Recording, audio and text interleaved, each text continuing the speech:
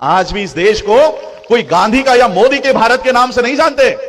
विश्व में इस देश को बाबा साहब अंबेडकर जी के भारत के नाम से जानते हैं। क्यों? क्योंकि इस देश में सम्राट अशोका के बाद इस देश में बौद्ध धर्म को अगर किसी ने पुनर्जीवित किया है तो वो डॉक्टर बाबा साहब अंबेडकर जी ने किया है। इतनी बड़ी ख्याति बाबा साहब अंबेडकर जी की पूरे विश्व में है। दोस्तों, जय भीम, नमो बुद्धाय। आज पूरे विश्व के अंदर भारत को बुद्ध के नाम से क्यों जाना जाता है और पूरे विश्व के अंदर सम्राट अशोक के बाद में बुद्ध को या बुद्ध धम्म को पुनर्जीवित करने का जो काम किया है वो किसने किया है? तो दोस्तों, ये क्या आपको पता है? आज पूरे वर्ल्ड के अंदर भारत जो बुद्ध की विरासत है, क्या उस विरासत के बारे में पुरातत्व विभाग के द्वारा अगर जो साक्ष्य मिलेंगे तो वहां पर राम का, कृष्ण का जो काल्पनिक सारी चीजें हैं, इनका कोई धरातल पर एविडेंस नहीं है। और पूरे वर्ल्ड में राम को, कृष्ण को कोई जानता तक नहीं है, यानी कोई पूरे वर्ल्ड में इनको जानता तक नहीं है। और आज अगर पूरे वर्ल्ड में अगर भारत को जाना जाता है तो सबसे पहले बुद्ध के नाम से जाना जाता है। इसीलिए ये मोदी जी है, कहीं पर भी विदेश यात्रा पर जाते हैं तो एक ही बात कहते हैं, भारत ने दुनिया को युद्ध नहीं दिया, यानी बुद्ध दिया है। बुद्ध दिया है, हमने युद्ध नहीं दिया। इसका मतलब समझ में आ रहा है कि पूरे भारत को जो पूरे विश्व के अंदर अगर जानने का काम करते हैं तो केवल मात्र है बुद्ध। लेकिन उस बुद्ध को इस पूरे भारत से लुप्त कर दिया गया, खत्म कर दिया गया।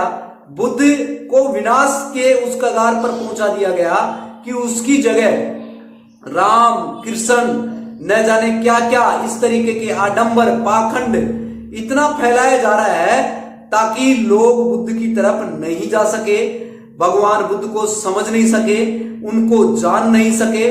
तो इसी तरीके से आज अगर विदेश से कोई यहां पर आता है अतिथि के रूप में, जैसे अभी बिल गेट्स को अगर योगी आदित्यनाथ कट्टर हिंदू है, मोदी कट्टर हिंदू है, तो फिर ये कट्टर हिंदू होने के बाद में हिंदू प्रतीक चिन्ह क्यों नहीं देते? ये उनको देना चाहिए, राम का प्रतीक चिन्ह देना चाहिए, कृष्ण का प्रतीक चिन्ह देना चाहिए। लेकिन पुरातत्व विभाग यानी कह रहा है, साक्ष्य है, सबूत है और उनका एविडेंस है, तो इसीलिए उनको बिल गेट्स को क्या देते हैं? बुद्ध की प्रतिमा देते हैं। तो दोस्तों, आप अपनी अज्ञानता से बाहर निकलिए और चीजों को समझने की कोशिश करिए, क्योंकि आपकी गाड़ी कमाई का जो पैसा है, जो पैसा कहां जा रहा है, कौन सी जगह खर्च हो रहा है, ये आपको समझना पड़ेगा। क्योंकि जो आपका दिमाग है, आपकी जो एनर्जी है, आपका जो पैसा है, आपका जो टाइम है, आप कहां पर स्पेंड कर रहे हैं। आप आने वाले टाइम में अपने बच्चों को जीते जी गुलाम बनाने की कोशिश कर रहे हैं या फिर इस अज्ञानता रूपी आडंबर से बाहर निकालने का काम कर रहे हैं। इसीलिए अभी चाइना के अंदर जैसे हाल ही में राजरत्न अंबेडकर जी वहां पे पहुंचते हैं और गले में जैसे आई कार्ड था, उनको आई कार्ड को देखने के बाद में वो पूछते हैं कि आप विच कंट्री, आप कहां से हैं? तो उनको नाम नहीं पता, लेकिन उन्होंने बताया कि इंडिया से। तो उन्होंने कहा कि अंबेडकर इंडिया। तो आज पूरे वर्ल्ड में अगर भारत को गांधी और मोदी के नाम से नहीं जाना जाता, आज भी पूरे वर्ल्ड को अगर जाना जाता है तो आज Ambedkar, doctor B R Ambedkar, symbol of knowledge के नाम से जाना जाता है। क्योंकि बुद्ध धम्म को अगर पूरे वर्ल्ड के अंदर बुद्ध को सम्राट अशोक के बाद में अगर किसी ने पुनर्जीवित किया है तो वो एक ही नाम है, वो है doctor B R Ambedkar, symbol of knowledge. एक बार राजरत्न अंबेडकर जी से ये सुन लीजिए कि वो क्या कहते हैं। ऐसे ही लंच आवर्स में, खाने की छुट्टी में हम लोग एक दूसरे से मुलाकात कर रहे थे तो चाइना का डेलीगेट चलकर सामने से आ रहा था। उन्होंने हमारे गले में आई कार्ड देखा इंडिया, नाम उनको पता नहीं चला, लेकिन इंडिया उन्होंने देखा तो हमारे पास है, रिस्पेक्ट के साथ हमारे पास है। और हमको पूछा विच कंट्री, कौन से देश से हो आप लोग? हमने कहा इंडिया। पता है क्या कहा उन लोगों ने? चाइना के लोग हमको कहते हैं ओह अंबेडकर इंडिया। आज भी इस देश को कोई गांधी का या मोदी के भारत के नाम से नहीं जानते, विश्व में इस देश को बाबा साहब अंबेडकर जी के भारत के नाम से जानते हैं। क्यों? क्योंकि इस देश में सम्राट अशोका के बाद इस देश में बौद्ध धर्म को अगर किसी ने पुनर्जीवित किया है तो वो डॉक्टर बाबा साहब अंबेडकर जी ने किया है। इतनी बड़ी ख्याति बाबा साहब अंबेडकर जी की पूरे विश्व में है। तो दोस्तों आपने सुन लिया। तो इसी तरीके से मैं आपको यह बताना चाहूंगा कि आज पूरे वर्ल्ड के अंदर जैसे जापान है, चीन है और भी जो विकसित कंट्रीज हैं, वहां पर जहां जहां बुद्ध को आज भी उनके अनुयायी बुद्ध के पंचशील पर चल रहे हैं, वो कंट्रीज आज विकसित कंट्रीज हैं। और वहां पर रोबोटिक सिस्टम के माध्यम से काम होना शुरू हो चुका है, क्योंकि वो टेक्नोलॉजी के अंदर बहुत माहिर है। अभी चीन ने अभी काफी लोगों को चौंका दिया है, टेक्नोलॉजी में बहुत उभरती हुई चीजों को आगे लेके आ रहे हैं। तो इसी तरीके से वो क्यों लेके आ रहे हैं? क्योंकि वो साइंस को, वो टेक्नोलॉजी को समझते हैं।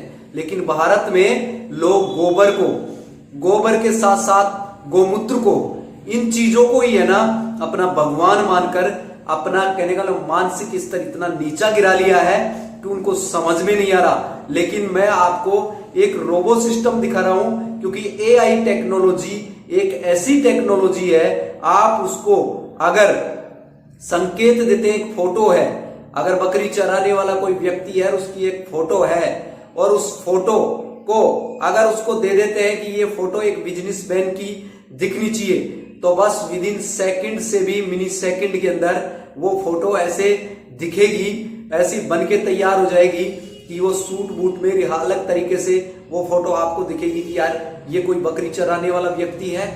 ऐसी टेक्नोलॉजी इजाद हो चुकी है। और अगर आपको नहीं समझ में आता है तो ये रोबो सिस्टम देख लीजिए, आप बता नहीं सकते कि ये रोबोट है या फिर रियल में कोई लेडी है, लेकिन ये रोबो है।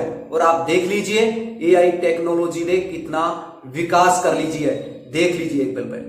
सब लोग इनकी फोटो ले रहे हैं और इसके आप वीडियो देख लीजिए, पहले आपको दिख भी रहा है ये स्क्रीन पे। तो दोस्तों अब ये देख लीजिए आप किस तरीके की चीजें हो रही हैं। और आज जैसे मान लो कि आप कोई शतरंज खेल रहे हैं, जैसे कोई भी काम कर रहे हो, अब आने वाली चीजों के ऊपर सारा का सारा काम रोबो सिस्टम के माध्यम से होगा। टेक्नोलॉजी बढ़ती जा रही है, आपने टेक्नोलॉजी के अकॉर्डिंग अपने आप को अपडेट नहीं किया तो दोस्तों आप बहुत पीछे रह जाएंगे। इसीलिए मैं कहना चाहूंगा कि doctor B R Ambedkar symbol of knowledge, जो पूरे वर्ल्ड के अंदर आज बाबा साहब के बाद में, सम्राट अशोक के बाद में अगर किसी जाना जाता है तो वो है symbol of knowledge doctor B R Ambedkar. आज काफी लोग कहते हैं कि ये दलितों के मसीहा है, दलितों के अलावा इन्होंने क्या किया है। लेकिन मैं उनको ये बता देना चाहता हूं कि जो लोग इस तरीके के सवाल करते हैं, डॉक्टर बी आर अंबेडकर के धूल का एक कण होता है, उसकी होड़ भी नहीं कर सकते वो लोग, क्योंकि उन्होंने कोई एक सुई का तो आविष्कार नहीं किया। ऐसे मनुवादी मानसिकता जो विषमता के पोषक हैं, जो समता मूलक समाज का निर्माण नहीं करना चाहते, बाबा साहब जिन्ना के बाद में अगर देखा जाए तो उससे भी पावरफुल और उससे भी ज्यादा सूझवान और पूरे वर्ल्ड को एक थीसिस देने वाले, मार्क्सवाद के बाद में नहीं थीसिस देने वाले कि जैसे एक शरीर है तो शरीर का कोई पर्टिकुलर एक अंग ही वो जरूरी नहीं है। उन्होंने एक थ्योरी दी है, जैसे मार्क्सवाद कहता है कि वृक्ष है और वृक्ष का मूल ही उसका मेन इंपोर्टेंट है। अगर मूल नहीं रहेगा वृक्ष का तो फिर उसका वृक्ष का कोई अस्तित्व नहीं है। लेकिन doctor B R Ambedkar ji कहते हैं कि वृक्ष का मूल जितना इंपोर्टेंट है, उतनी टहनी इंपोर्टेंट है, उतने पत्ते इंपोर्टेंट है, उतने फल इंपोर्टेंट है, फूल इंपोर्टेंट है। हर एक चीज का अपनी जगह इंपोर्टेंसी है। तो जैसे एक मानव शरीर है उसमें आंख ही इंपोर्टेंट नहीं है, आंख की जगह कान का भी उतना ही महत्व है जितना आंख का है, और हाथ का भी उतना ही महत्व है जितना पैर का है। यानी पूरे जो शरीर के अंग है वो मिलकर एक इंसान और एक शरीर का निर्माण होता है। अगर कान को काटकर साइड में रख दिया जाए और बोला जाए कि ये मानव का शरीर पड़ा है, तो कोई भी नहीं कहेगा, उनको यही कहेंगे कि ये कान है। अगर कान, नाक, आंख और ये सारे मिलकर अगर मानव के शरीर का निर्माण करते हैं, तो इसी तरीके से एक पर्टिकुलर चीज पर, इसीलिए बाबा साहब को आज मार्क्सवाद के बाद में जाना जाता है।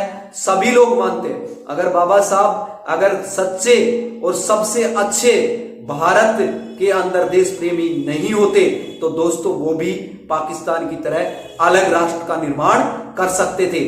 उन लोगों के लिए तमाचा होगा जो बाबा साहब के लिए, डॉक्टर बी.आर. अम्बेडकर के लिए, सिंबल ऑफ नॉलेज के लिए अगर इस तरीके की बातें करते हैं, दोहरे चरित्र वाले लोग होते हैं जो बाबा साहब का खाते हैं, संविधान से चलते हैं, और सारी चीजें उनका करने के बाद में उनको ही जाति विशेष में बांटकर और लोगों को गोमूत्र में, कावड़ में, न जाने किन किन चीजों में लिप्त कर रखा है। तो बाहर निकलिए दोस्तों, क्योंकि अगर आप अपने बच्चे के हाथ में कलम नहीं दे सकते तो आने वाले टाइम में उसके हाथ में तलवार होगी।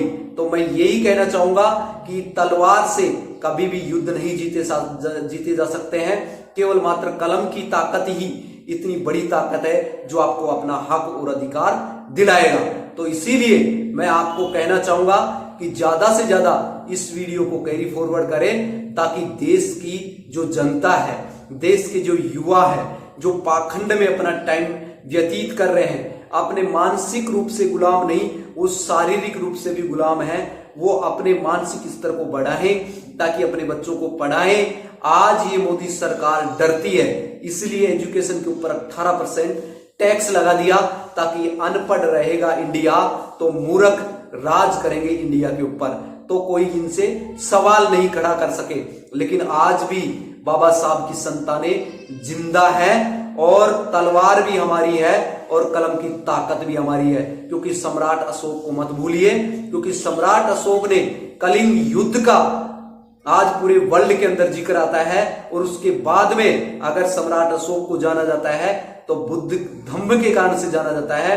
बाबा साहब को अगर जाना जाता है तो बुद्ध धम्म के कारण से जाना जाता है। और आज उसी बुद्ध को अगर भारत की धरती से विलुप्त करने का काम करेंगे तो कण कण में बुद्ध है, हर जगह बुद्ध है। तो बुद्ध नहीं, ये शांति का प्रतीक आप जो देख रहे हो, केवल मात्र इसीलिए ये जहां पर भी जाता है मोदी जी, वहां पर जाने के बाद में बोलता है कि हमने भारत को युद्ध नहीं, हमने बुद्ध दिए हैं और यही एक शांति का मार्ग है।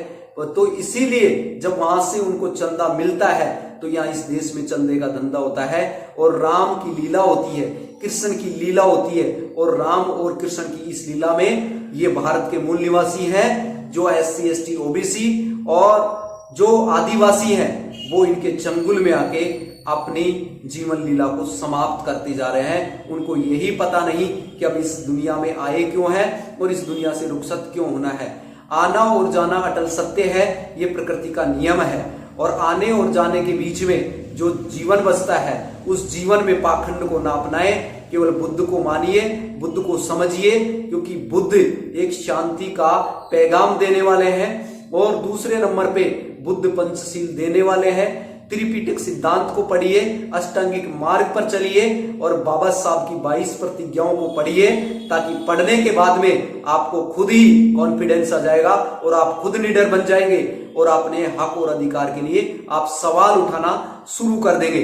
दोस्तों, आप चल नहीं सकते, आप बोल नहीं सकते, तो उन लोगों को सपोर्ट कीजिए जो आपके हक की भी लड़ाई लड़ रहे हैं। इसलिए लकी कोहिनूर चैनल को ज्यादा से ज्यादा सब्सक्राइब करिए और ज्यादा से ज्यादा कैरी फॉरवर्ड कीजिए, और ताकि देश की जनता जागरूक हो सके। फिर मैं मिलूंगा लेटेस्ट न्यू वीडियो में न्यू इंफॉर्मेशन के साथ। Thank you so much. Okay bye. जय भीम। नमो बुद्धाय।